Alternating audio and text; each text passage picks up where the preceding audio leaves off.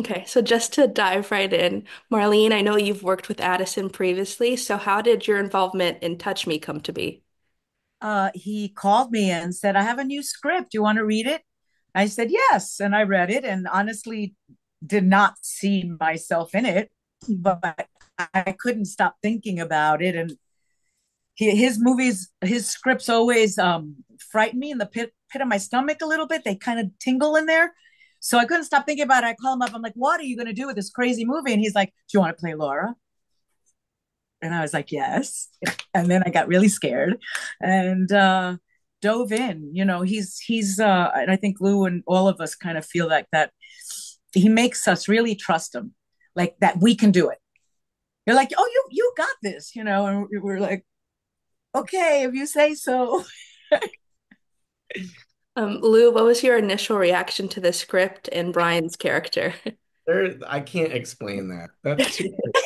If you read a character who is like within the first couple pages, you know that he's says he's an alien, he's doing hip hop dancing, and then throughout the rest of the script, like manipulating people into his toxic relationship of like narcissistic slavery. I don't know, man. I don't know. I also didn't know if it was good yet. You know what I mean? When I read this script, I was like, is this good or is this horrible? Like, I have no idea. I'm so scared of this because it's so weird. It couldn't get weirder.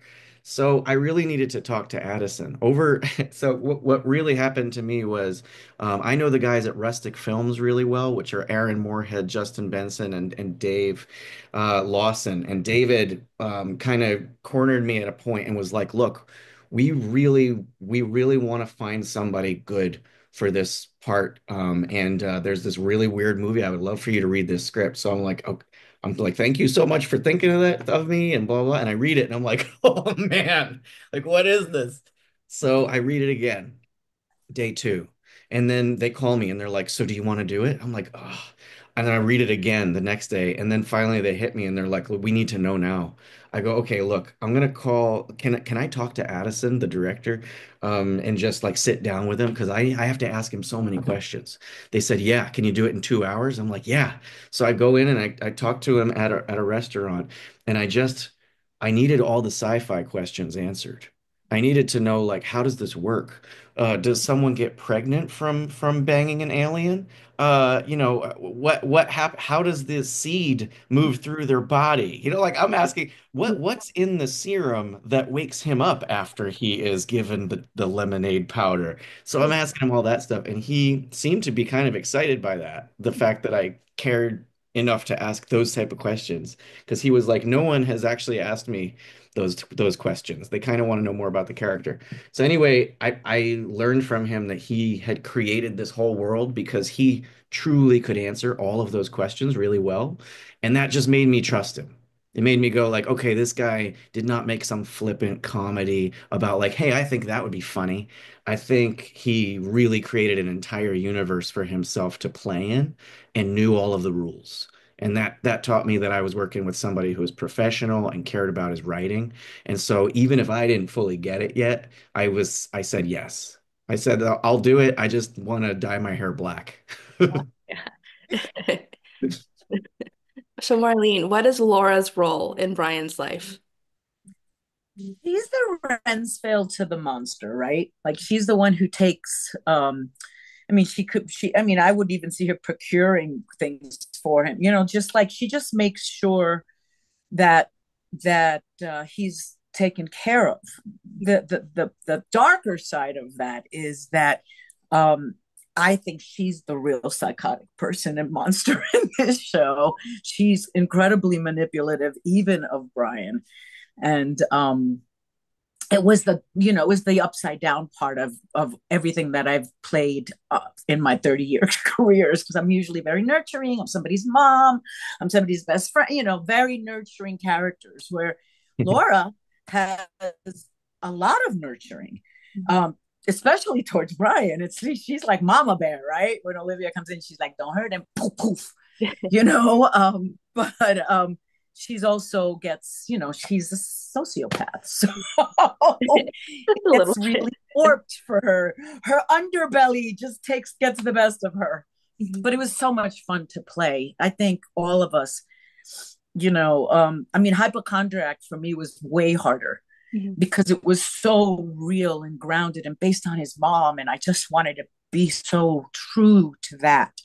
Where this, I was like, I could make whatever I want out of this. This is, and it was fun. And I think we all felt that. Um, Small set. I come from the theater. It felt very much like a play.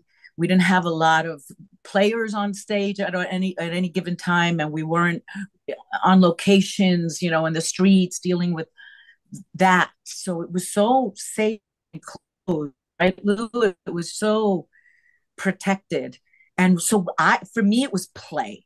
I had so much fun that I didn't care. I'm like, I know it'll be good. I don't care if somebody sees it or not. I'm just having a good time doing it. And I think all of us took that journey, and the audience has fun with us, hopefully. Yeah, just to reiterate that a little bit because we had so much fun on that set. But also Marlene scared the hell out of me the entire time. Oh, I mean, like every time we would see you, we'd be like, she's scary, man. She's scary. When you had the needle to my neck, I was like, she might use that. She might use that. No, Marlene really does come from theater though, and in a good way, you can tell. She just kept herself in it in such a cool way that and brought your own like I don't know kind of Latino feeling to the whole thing too, which was really cool. Like it was awesome, man. Everything that you brought to it was so fun, and I really do think you are the actual scariest person in this movie by a lot. Oh, I think so for sure. Brian is adorable and cute, and you know, she's not. wow. Even on that, like she's scary, but there's a drastic shift midway through the film. What do you think the reason is for that like change for her? Because she is scary, but then all of a sudden she's Oh, terrifying, and you're well, because he should have touched me. I put myself out yep. there. I worked for him, and She's he pent didn't up. take the bait. That was the mistake. Yep. Wow. Wow. That was from that point on. He had to die too. All she wanted was the kiss. All she wanted was a little touchy. Oh. Little touchy touchy. You idiot! You could have controlled I her could have had it a all. little I could have better. had it all. I'm the real victim Could have here. had it all. Lou, so Brian has a handful of Yeah, moments for me, that's what it was. It's that scene. After that, I'm like, you got to die. Everybody's gonna die. gotta go. Um, Gotta go. Ryan also has a handful of moments that he shifts from being funny to you're scared of him. Like there are so many moments I'd be laughing and then I'd be like really uneasy and scared of Brian. So acting wise, how do you approach those quick changes? I think what was really nice is that in a strange way, you didn't have to really figure out this character. You didn't have to nail him down and say that he was one thing. Um, he was such a perfect narcissist that he could be what anyone needed him to be at that moment in order to keep them where they needed to be, in order to manipulate them. So it was actually kind of freeing to be able to act like that because I didn't have to limit myself to just to how he would say it. This was really just how a child would act. So it was kind of really unlimited. And the influences that I used on that which were these were I did a subtler version of these kind of more cartoon characters, but Willy Wonka, Gene Wilder's Willy Wonka was definitely what I chose from because he's both threatening and the most like sincere person you've ever met in your life. And then also from Rocky Horror Picture Show, Tim Curry's character, because yeah, Dr. Frankenfurter is both like super sexual and enticing, but at the same time, he's a scary alien from another planet who wants to enslave the Earth. So, yeah. So there is a huge buildup to Brian's true alien form. Like we see little glimpses, and at the end, it just smacks you in the face. So, what was your reaction to seeing his alien form for the first time? We were really excited to see this the whole time. We all heard that he's going to be that they were going to suspend a miniature. One of the reasons that we did this, I did this movie, was because he said Addison told us from the beginning, we're going to be using practical effects, and we put money specifically aside to do that so that we would be able to make this look like tangible. Like tactile, so that you could really feel all of these gross things that would happen with the tentacles, but also with this alien character at the end. So what they did was they suspended a miniature into water, and that gave it a kind of otherworldly, ethereal look. But I was totally excited to see what this was going to be like. I had no idea, because it kind of looks like genitalia. I mean, like it's kind of a like dick vagina monster. I don't Yeah. know. I don't know what to say about that. Exactly right.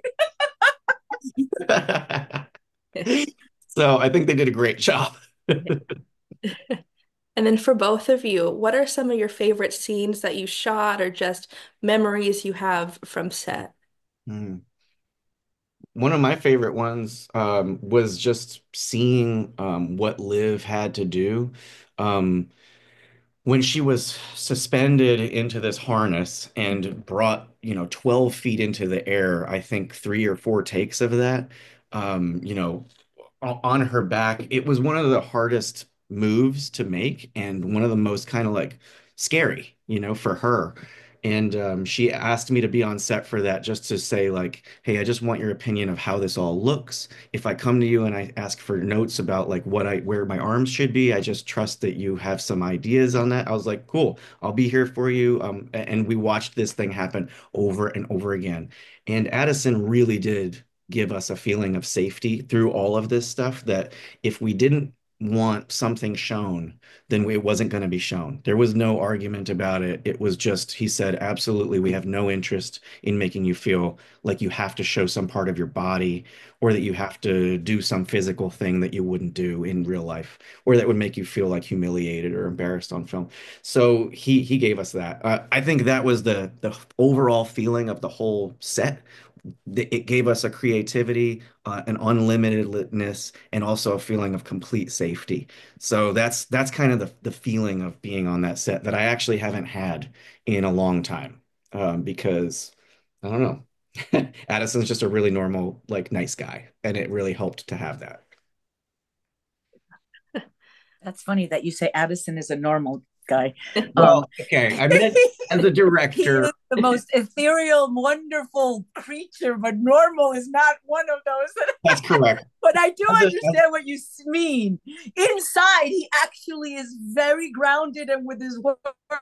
grounded, On set, he's so different than almost in life. He's. grounded. Yes, Um, it's but correct. for me, going back, I do agree with that. That it was a very safe. I was not there. That was a closed set, which is also part of, for that of the way Addison works. But for me, the scariest and yet most fun scene to shoot was that the seduction scene with him, because till 2 days before shooting, maybe a week, um, I because I didn't know how I was going to do it.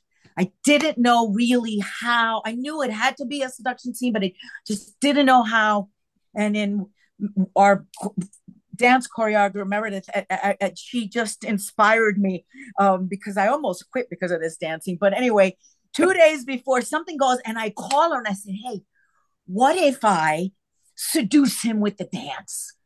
And she was like, "Yes." And I was like, "Okay, you're gonna have to help me." And she gave me a couple of moves, and the day we shot it, Addison hadn't seen anything. I said, "So this is what I'm thinking," and he was like, "Great, let's see it," which is just the way he does, like calm. That sounds great. Do it. And we did it, and it was so much fun, and it worked. And I thought, okay, that works, because we never really rehearsed that in the first take, and then we were like, we did a couple times. It just that scene was my most scariest, because I didn't really know right till almost shooting it what the hell I was going to do with that scene. But Marlene, I tried the process. You shined in that scene in the coolest way. That choreography works so perfectly for those lines. I don't know Meredith, how Meredith. you really came up with that, but it was really, really cool.